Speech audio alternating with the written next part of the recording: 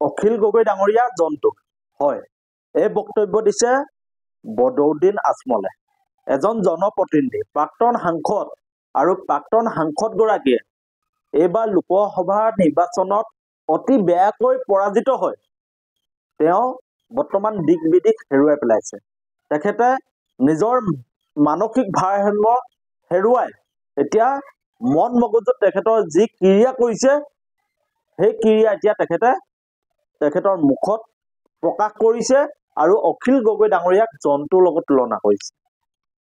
এজন সাংসদে, এজন প্ৰাক্তন সাংসদে এজন সন্মানীয় বিধায়কক, ৰাইজৰ দলৰ সভাপতিক জন্তুৰ লগত তুলনা কৰাটো অতি দুৰ্ভাগ্যজনক। তেওঁ মৌলবাদৰ ৰাজনীতি কৰে, তেওঁ হিন্দু মুছলমানৰ নামত ৰাজনীতি কৰে, আৰু তেওঁ এতিয়া অখিল গগৈ ডাঙৰীয়া, যি অখিল গগৈ ডাঙৰীয়াই হিন্দু মুছলমানৰ একতাৰ কথা কৈছে, সকলো জাতি জনগোষ্ঠী ভাষা বৰ্ণ মানুহক এক কৰিবৰ কাৰণে তেখেতে উজনি নামনি বৰাক ব্ৰহ্মপুত্ৰকে ধৰি সমগ্ৰ অসম ঘূৰিছে।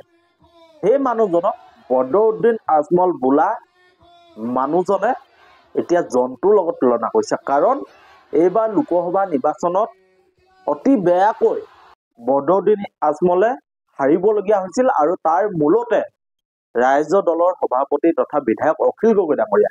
আৰু অখিল গগৈ ডাঙৰীয়াই বৰ্তমান নামনি অসমত সভাই সমিতিয়ে যি ধৰণে বদৰুদ্দিন আজমলক ৰাজনৈতিকভাৱে পৰাস্ত কৰিছে আৰু ৰাইজৰ দলৰ প্ৰতি মানুহ আকৰ্ষিত হৈছে, নতুন আঞ্চলিকতাবাদ প্ৰতিষ্ঠাৰ বাবে ৰাইজ ওলাই আহিছে, আৰু সেই সময়ত বদৰুদ্দিন আজমলে দিক বিদিক হেৰুৱাই পেলাইছে।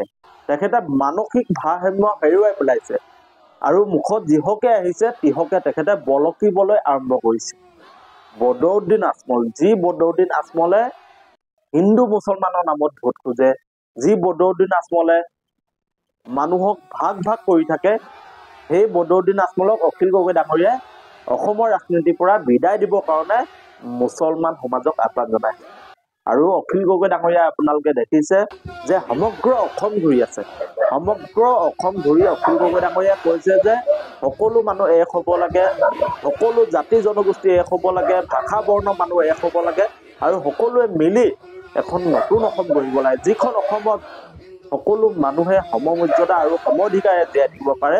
তেনেকুৱা এখন অসম পৰিকল্পনা কৰা সময়তে বদৰুদ্দিন আজমল বোলা মানুহজনে অখিল গগৈ ডাঙৰীয়াক জন্তুৰ লগত তুলনা কৰিছে, যিটো অতি দুৰ্ভাগ্যজনক আৰু অসমৰ ৰাজনীতিৰ বাবে অতি কলংকিত এক অধ্যায়।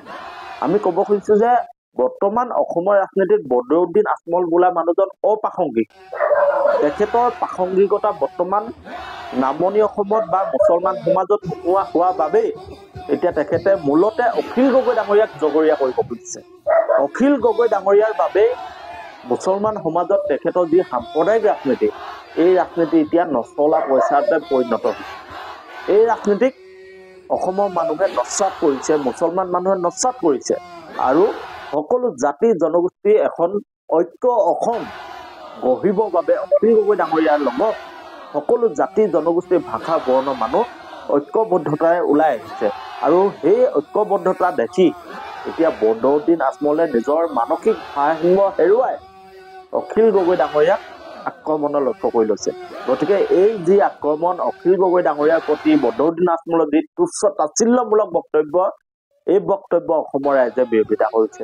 আৰু অসমৰ ৰাইজে যিহেতু বদৰুদ্দিন আজমলক উচিত শিক্ষা দিছে, কিন্তু বদৰুদ্দিন আজমলৰ নেগুত ধৰি থকা যিসকল আছে সেই সকলকো অনাগত নিৰ্বাচনত ৰাইজে শিক্ষা দিবৰ কাৰণে আগবাঢ়ি গৈছে। গতিকে ৰাইজখন সজাগ, সমাজখন সজাগ হৈছে, আৰু পৰিৱৰ্তনৰ দিশে সকলো আগবাঢ়ি গৈছে। সকলোৱে উন্নয়ন বিচাৰে, সাম্প্ৰদায়িকতাবাদৰ পৰা সকলোৱে মুক্ত হৈ সকলোৱে উন্নয়নৰ দিশত গতি কৰিব খুজিছে। আৰু সেইবাবেই এতিয়া অখিল গগৈ ডাঙৰীয়া সভাসমূহত হাজাৰ হাজাৰ মানুহে অংশগ্ৰহণ কৰিছে।